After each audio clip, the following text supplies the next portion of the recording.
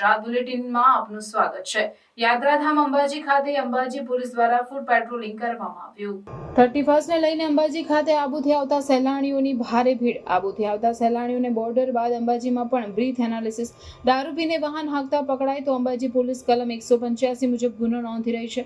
આજે કલમ 185 માં 2 ઇસમો અંબાજી પોલીસે ઝડપ્યા। અંબાજીમાં કોઈ પણ ગુનાહિત પ્રવૃત્તિ ના થાય તે માટે સતત ફૂટ પેટ્રોલિંગ। દરરોજ સાંજે 8 થી 12 વાગ્યા સુધી અંબાજી પોલીસ અંબાજીના રોડ પર દેખાશે।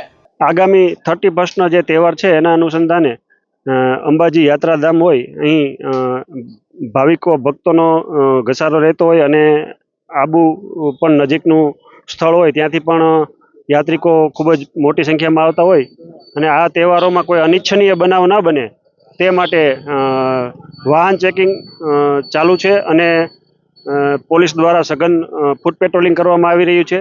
બ્રેથ એનાલાઇઝરનો ઉપયોગ કરીને જે કોઈ ઈસમો આલ્કોહોલનું સેવન કરતા હોય તે બાબતે સઘનમાં સઘન ચેકિંગ થઈ રહ્યું છે।